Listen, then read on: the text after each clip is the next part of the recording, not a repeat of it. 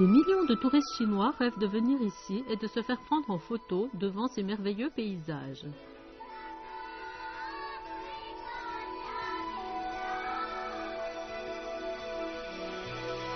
Lorsqu'on admire la vue qui s'étend sous nos yeux depuis le sommet des montagnes, une petite touche d'imagination suffit pour qu'on ait l'impression de se tenir devant un rouleau de peinture chinoise ancienne.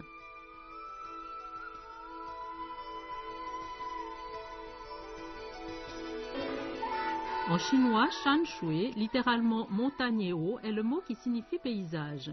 À bien des égards, Zhangjiajie en est une illustration pittoresque puisque le parc, mieux connu pour ses montagnes et ses pics aux formes inhabituelles, ce qui leur vaut le surnom de première montagne étrange de Chine, est aussi couvert de forêts vierges parcourues par des sources claires où jaillissent des cascades et toutes sortes d'espèces animales et botaniques prospèrent dans la douceur d'un climat subtropical. C'est à la fin des années 70 qu'un célèbre peintre chinois, Wu Guangzhong, a découvert cet endroit. Émerveillé par la pureté et la beauté des montagnes et des eaux de ce qu'il a qualifié de perles perdues des paysages de haute montagne, il s'en est inspiré pour ses œuvres et ce sont ses peintures et ses photographies qui ont fait connaître ce lieu magique.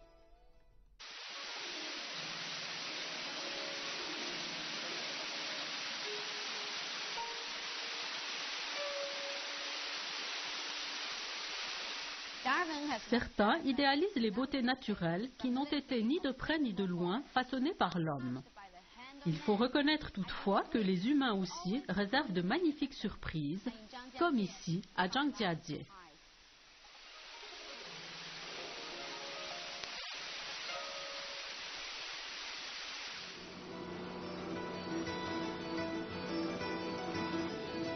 La région de Zhangjiajie est célèbre pour ses magnifiques paysages que peintres et photographes se sont attachés à reproduire. Mais au-delà de ces superbes vues, Zhangjiajie recèle de richesses humaines notamment. Plus de 20 minorités ethniques vivent dans cette région, dont les Tudia, les Bai et les Miao, qui à travers le temps ont conservé leur culture caractéristique. Il est important pour le voyageur de ne pas passer à côté de leurs traditions qui rendent un hommage constant à la nature.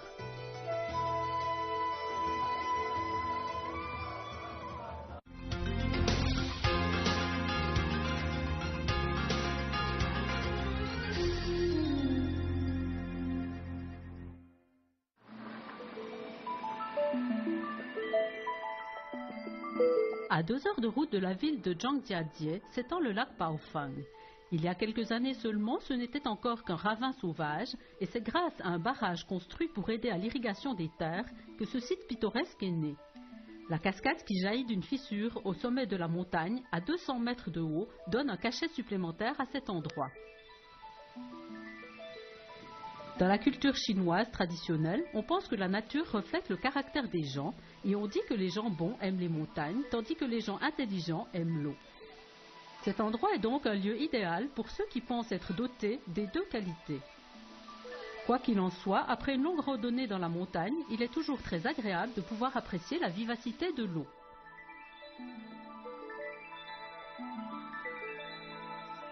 La première impression qui se dégage du lac Baofeng est celle d'une immobilité apaisante qui émane des montagnes environnantes.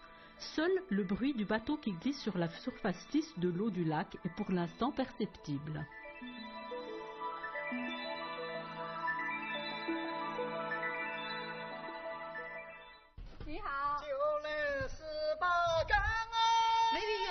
Clamer ainsi son amour et adresser son chant à l'être aimé peut paraître assez téméraire aux personnes les plus réservées.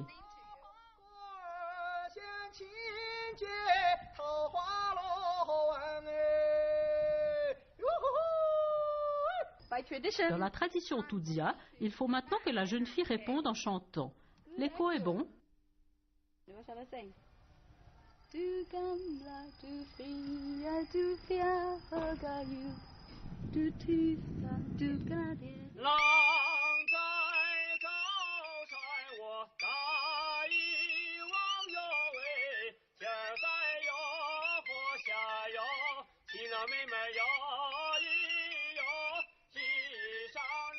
L'une des idées directrices de la philosophie Tudia est de privilégier 3 activités: vivre, chanter, aimer. Les chansons comme celle que nous venons d'entendre étaient utilisées pour briser la glace lors de rencontres entre célibataires. Si quelqu'un en particulier attirait votre regard, vous exprimiez alors votre sentiment sous la forme d'une chanson et une conversation sous forme de dialogue musical naissait ainsi. Lorsqu'il apparaissait que esprit et talent musical étaient compatibles et les sentiments réciproques, le meneur de chant encourageait alors les protagonistes à lier leur destinée. Immergés depuis toujours dans cette culture musicale, la plupart des jeunes Tudzia aiment chanter et beaucoup d'entre eux développent leur passion dans une véritable carrière. Les Tudzia accueillent généralement les touristes par des chansons d'amour et souvent ceux-ci répondent avec une égale ferveur.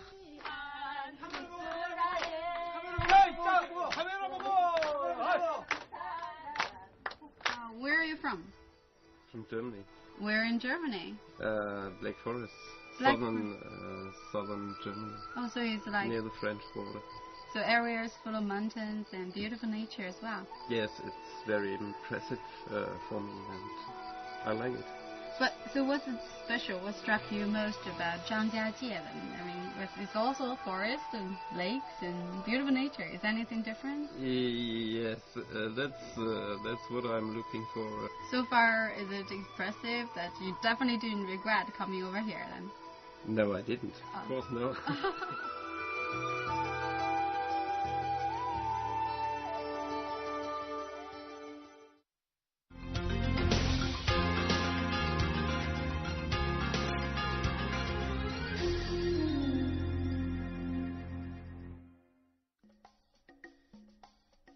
Beaucoup des chants traditionnels et des musiques folkloriques Tudzia peuvent être téléchargés sur le site officiel de la municipalité de Zhangjiajie.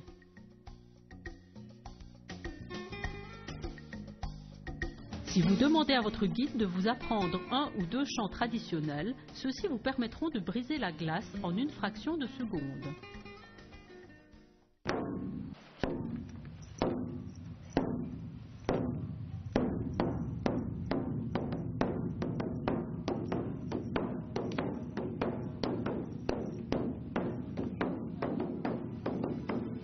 Le groupe ethnique des Tudzia représente plus de 70% de la population de Zhangjiajie. Leur langue appartient au système des langues sino-tibétaines. Ce langage oral n'a jamais été retranscrit et, de ce fait, leur histoire reste une énigme. Plusieurs versions contradictoires relatent leurs origines et la plus vraisemblable prétend qu'ils sont en fait les descendants des Ba, peuple d'un royaume qui existait il y a plus de 2000 ans. Les traditions des Tudzia présentent des similitudes avec la culture Ba. Les Ba, réputés pour être des guerriers courageux et forts, vénéraient le tigre, dieu de la guerre, une vénération qui s'étendait jusqu'aux armes et aux faits de guerre. Le tigre se retrouve gravé sur les totems des Tudzia pour qu'il représente un animal sacré qui est supposé protéger les maisons et les villages. À l'heure actuelle, les cérémonies de sacrifice sont purement symboliques. Le mime des chamans qui imite le tigre qui saute, pêche ou se nettoie la face est maintenant un spectacle destiné à plaire au public.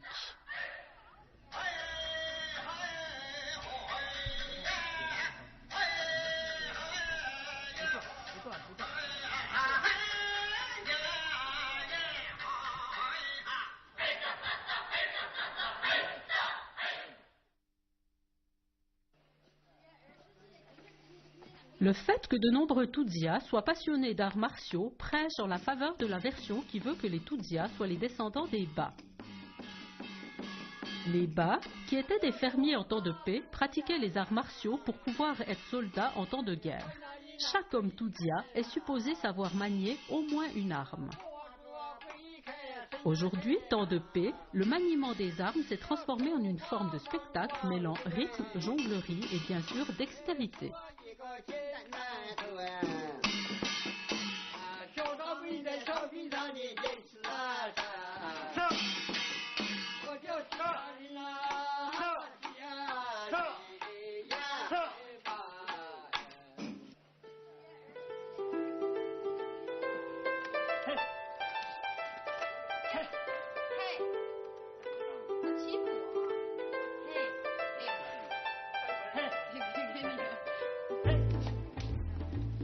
La culture, l'élevage et l'artisanat jouent encore un rôle important dans le mode de vie des Tudja.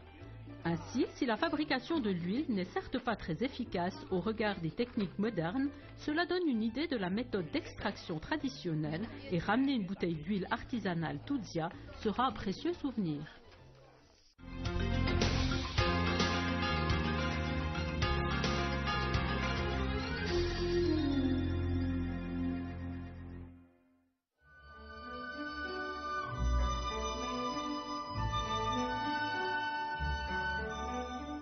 Comme il n'existe aucun support écrit pour préserver leur culture, l'histoire des Tudja est principalement conservée par le folklore, les chansons et les créations artisanales et artistiques. Le Siohua Shangwan est un musée familial qui se trouve dans une maison avec cour carrée. De nombreux artefacts historiques et des chefs-d'œuvre de l'artisanat traditionnel y sont exposés.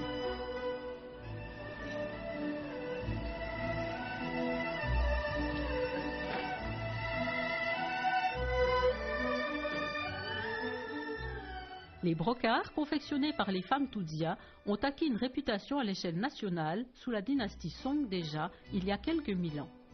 L'habileté technique qui permet d'obtenir ces chefs-d'œuvre est telle qu'elle en est venue dans la tradition Tudja à symboliser les vertus de la jeune fille qui conservait ses œuvres comme dot pour son mariage.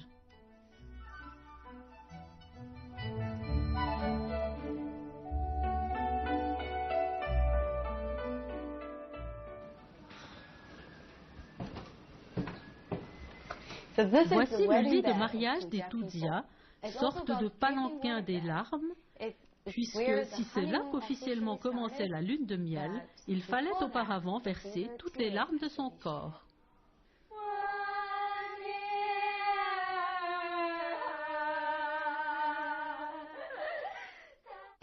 On l'appelle la cérémonie des pleurs. Avant de quitter leurs parents, en signe de piété filiale, les jeunes filles devaient pleurer pendant des jours et des nuits entières. Une cérémonie qui parfois pouvait durer pendant 14 jours, signe alors d'une très grande dévotion. Aujourd'hui, si ces cérémonies perdurent, elles n'expriment plus tant une vraie douleur, mais sont une manière de montrer aux autres son chagrin. Mais curieusement, la joie comme le chagrin sont très contagieux. Alors, si le passé historique et les traditions des Tudja sont tout à fait passionnants, il ne faut pas oublier que c'est une culture vivante qui a évolué vers des formes plus contemporaines.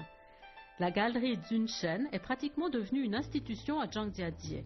Les touristes viennent ici non seulement pour acheter un souvenir, mais aussi pour admirer les peintures représentant les paysages stupéfiants de Zhangjiajie. Par ailleurs, de nombreux artistes locaux et étrangers viennent ici pour apprendre une technique particulière de peinture dite de pierre de sable. Cette technique utilise un matériau local qui se trouve aisément dans les montagnes de la région de Zhangjiajie, la pierre de sable. Sur un canevas formé par des bases de peinture à l'huile et de techniques traditionnelles de peinture chinoise, l'artiste ajoute une nouvelle touche, la pierre de sable. Zhunshen a ainsi créé un langage visuel unique et particulier qui est le fruit de plus de 20 ans de quête artistique et personnelle.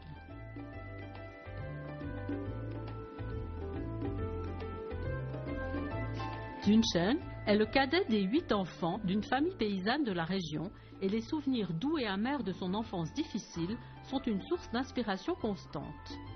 Cependant, il est évident que les magnifiques paysages qui ont rendu la région célèbre restent la base de ses créations.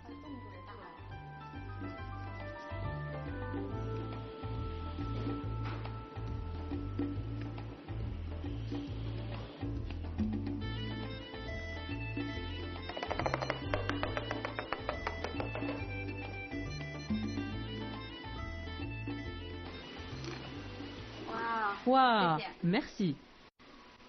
C'est pour moi. Regardez comme c'est magnifique. Comment le qualifieriez-vous? Impressionnisme? Expressionnisme? Peu importe. Ce qui compte, c'est que la nature est source d'inspiration. L'homme aussi.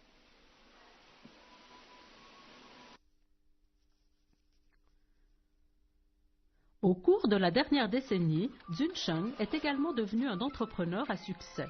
En plus de son œuvre artistique, de sa fonction de conservateur de la galerie, il a aussi créé un programme touristique qui fait de sa galerie un studio ouvert où les visiteurs qui le désirent peuvent assister à la création complète des peintures après avoir effectué leurs achats.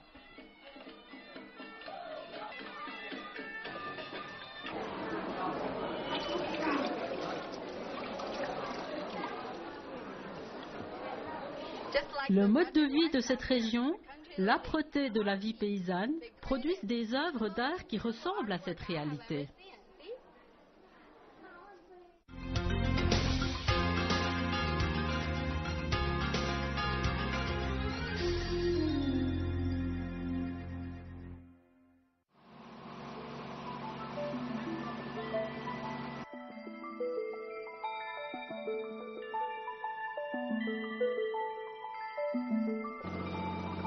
Le fleuve Mayenne était auparavant le seul moyen de transport commercial reliant Zhangjiajie au reste du monde. Par bateau, cela prend 2 heures pour aller des docks en amont du fleuve jusqu'à la ville de Zhangjiajie. Outre cette balade, la majorité des touristes passent en général une journée ici pour faire du rafting. En amont de la rivière Maoyenne s'étend un lac alimenté par un glacier et entouré de pics montagneux. Les reflets dans l'eau paisible induisent une humeur contemplative et invitent à découvrir ces paysages à son propre rythme. Le rafting, à proprement parler, ne commence que lorsque, soudainement, la rivière prend un virage et descend. Le passage devient alors de plus en plus étroit. C'est lorsque la rivière se jette dans un torrent que les rapides commencent et que vous passez du rôle de spectateur à celui d'acteur.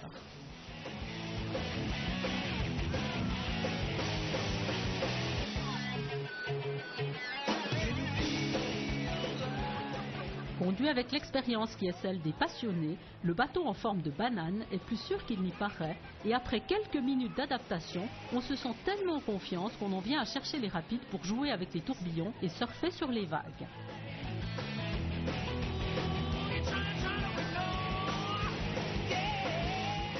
Le vrai danger d'être trempé jusqu'aux os est souvent causé par les autres touristes. Équipés de gilets de sauvetage et de ponchos en plastique, même les novices trouvent le courage nécessaire pour défier ce qu'ils rencontrent sur leur passage, malgré la fraîcheur de l'eau. Le vrai piment du voyage tient au fait que l'on ne sait jamais ce qui va se produire à la minute suivante. Oh my god! 这是什么蛇呀？五步蛇。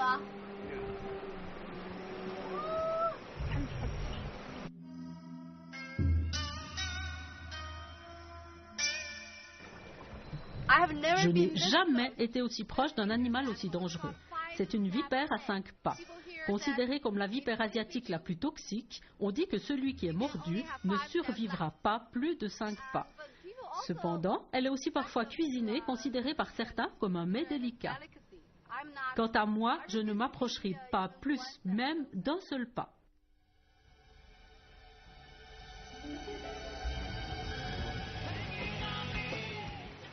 Après tant d'émotions, les rapides de la rivière Maoyenne, la rencontre avec une vipère à 5 pas, les surprises ne sont pas terminées, car on dit qu'on ne peut prétendre avoir fait du rafting sur la rivière Maoyenne que si on s'est douché sous la plus belle des cascades.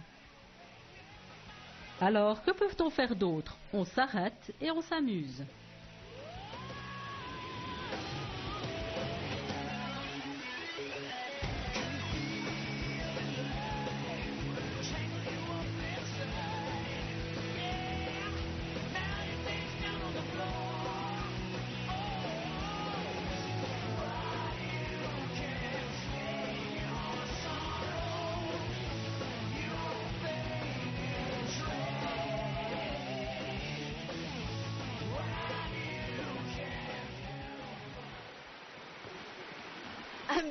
Je suis trempée jusqu'aux os et affamée. Alors même si ces bestioles sont un peu effrayantes, elles feront tout à fait l'affaire. C'est bon, n'est-ce pas?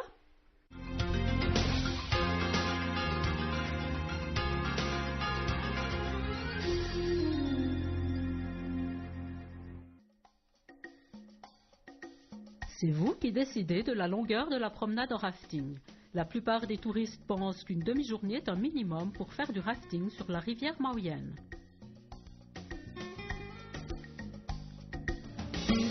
Une Place sur un canot coûte dans les $25 américains, mais les familles peuvent obtenir un léger rabais.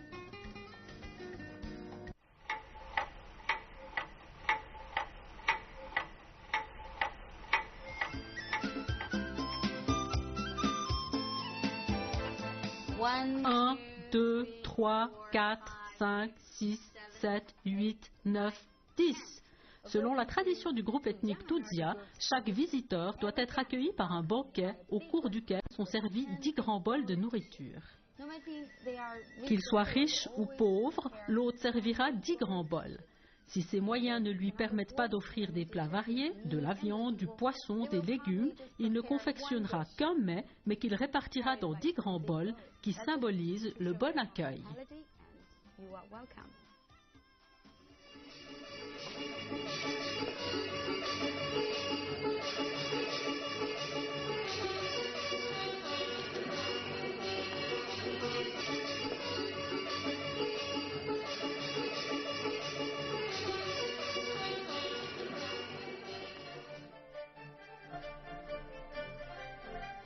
Si le Qigong, travail ou maîtrise de l'énergie, fait partie de l'arsenal thérapeutique et préventif de la médecine chinoise depuis plus de 3000 ans, il a évolué au fil du temps et on ne sait pas très bien comment il est parvenu chez les Tudzia.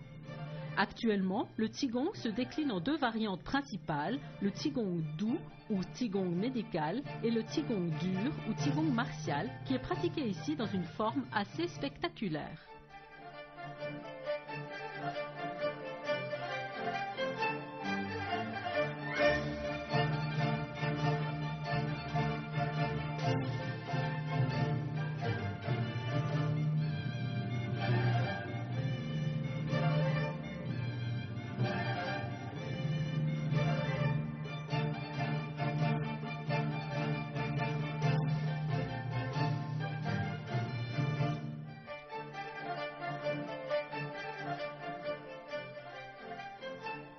Cette pratique s'apparente plus ici à un spectacle de magie.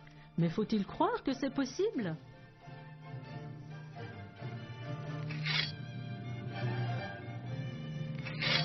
Ce qui est certain, c'est que ces maîtres de Qigong ont été formés pendant plus de 10 ans avant de se produire en spectacle devant le public.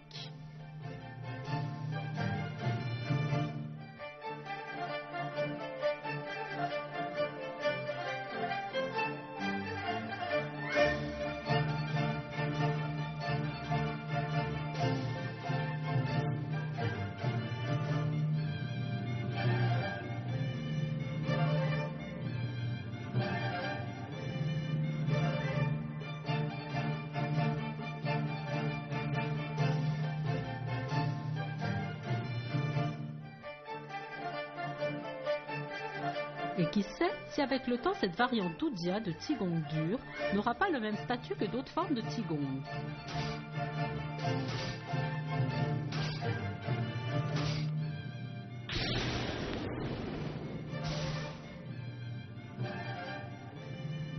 Qui sait, mais ce qui est sûr, c'est que ce n'est pas quelque chose que j'ai envie d'essayer de faire.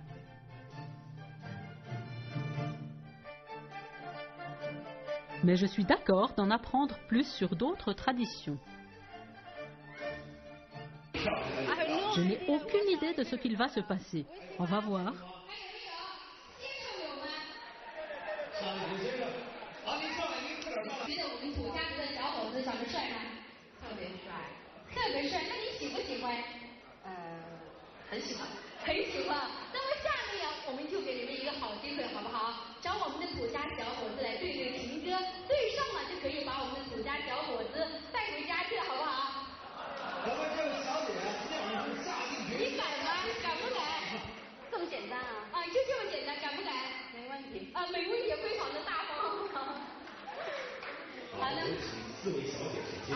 Je ne sais pas du tout comment chanter.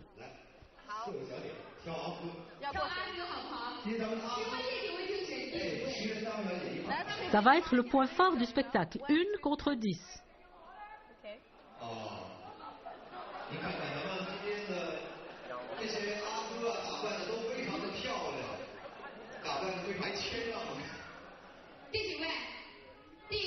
It C'est un jeu qui est facile à jouer. Il suffit de choisir un numéro, 1, 2 ou 3.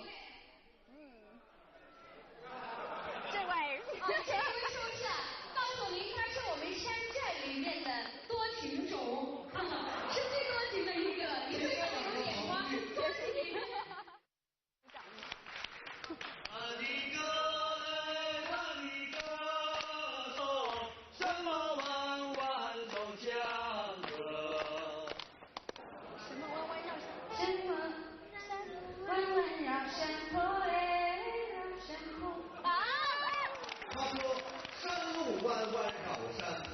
愿意把我们的阿哥带入家去吗？只要他愿意就行。好，没事儿，这事儿包在我的身上，待会儿下班了联系好不好？没问题。单口兽，夫妻对白，一口兽。 Je n'ai pas eu besoin de montrer mon brocard, de pleurer à chaudes larmes pour exprimer ma pitié filiale. Quand ça arrive vite.